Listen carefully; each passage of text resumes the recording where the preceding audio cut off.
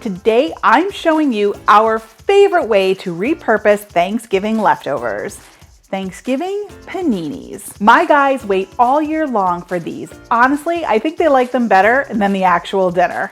I'm Christina from It Is a Keeper, and I share tried and true recipes that anyone can make, like these Thanksgiving paninis. Layers of Thanksgiving dinner leftovers are topped with cheese, sandwiched between bread, and grilled to perfection. So let's make some paninis.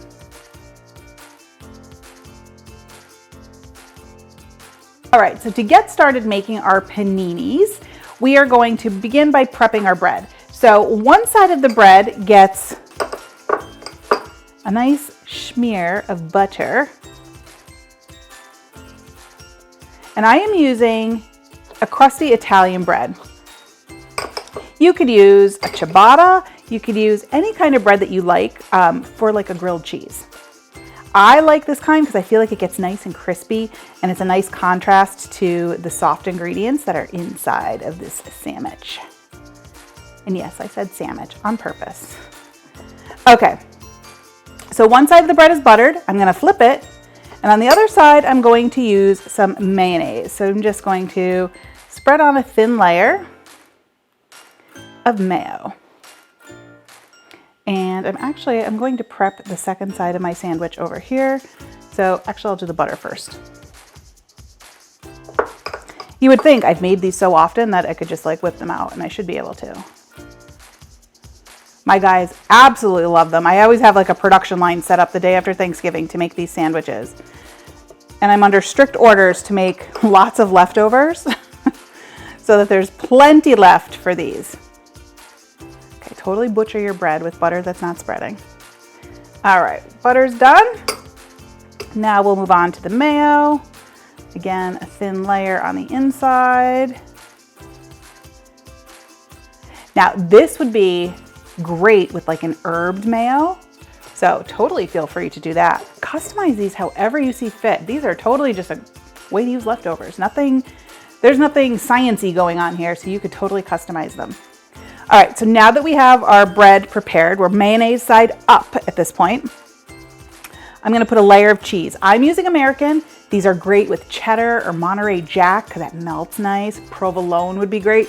Whatever you got, layer of cheese. Now we're gonna start building. So I have my cold leftover stuffing. You know, I'm just gonna use my hands. And I like to just break it up a little bit. You want it in a nice thin layer. So who else eats cold stuffing right out of the fridge? It's like my favorite thing to do. Just rip off a piece of cold stuffing and dig in late at night. Yum-o. I have my recipe for my grandma's sage and onion stuffing. You can check that out. There's a video on it where I show you just how my grandma used to do it. Now I do it. It's our favorite. Okay, stuffing layer done. Cranberry sauce next. And again, I'll share the recipe for my mother-in-law's homemade cranberry relish. That's our favorite to use. I also have a cooked cranberry sauce that you could try. So much better than the canned stuff. And so easy to make. You want a nice layer of that. Things are jumping off left and right here. Okay. Last but not least, turkey. So whether you like the light meat, the dark meat, whatever you like, pile on the layers of turkey here. This is a great way to use up all those little pieces that are left behind on the plate after everybody takes the legs and the wings and the other big pieces. Use up all that little stuff. Okay, this is looking good. I'm just gonna give it a smoosh. Last but not least, another layer of cheese right on top. Okay, so now we are going to get our sandwich into the panini maker. So now's a good time to talk about the panini maker. So I like to use an actual panini maker, but if you don't have one, no big deal. You don't need one for this recipe. You could easily grill it like you would a grilled cheese. So either in a frying pan or on a griddle. And then the key is to just smush the sandwich down, right? Get your spatula and press it down, or go old school and get your mom's cast iron and smush it down so it's nice and compact so all those flavors come together. Because really, that's where the magic happens in paninis. So I have my panini press preheated. So I'm going to take the part that I built here. Oh, and you hear that sizzle. I'm gonna put the top on. And this time we want butter side up, mayonnaise side down. I'm just gonna clean that off there. And we're gonna smush this down, just giving it some constant pressure, continually smushing.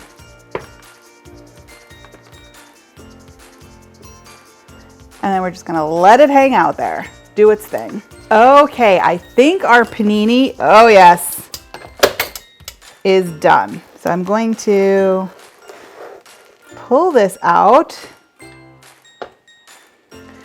Just look at this. This is a picture of perfection. Ooh, ooh, ooh. All smushed with the insides coming out. All right, I'm just gonna give it a slice.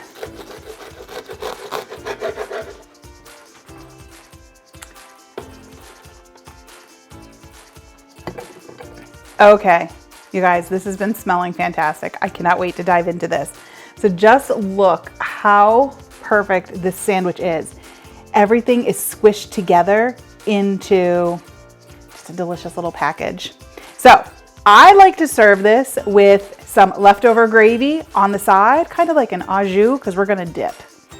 So this is everything in your Thanksgiving dinner nestled into one package. So just go in for a dip.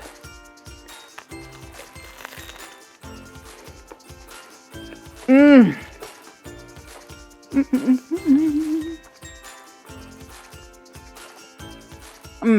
You guys, I kind of agree with my son and my husband. I think this is almost better than the dinner itself. It is so good with the cheese and the super crispy bread. That's why I use that Italian, because it just toasts up so nice and crunchy. And then you get the little pop of tart cranberry in there. This recipe is perfection and is our favorite way to use up Thanksgiving leftovers. Thanksgiving paninis are definitely a keeper. We go back and forth about whether mashed potatoes should be included. What do you think? Let me know in the comments. And if you want another great way to use holiday leftovers, make sure you check out my leftover Thanksgiving casserole. Thanks for joining me today. You can get the full printable recipe in the video description below. I'll see you next time. Bye.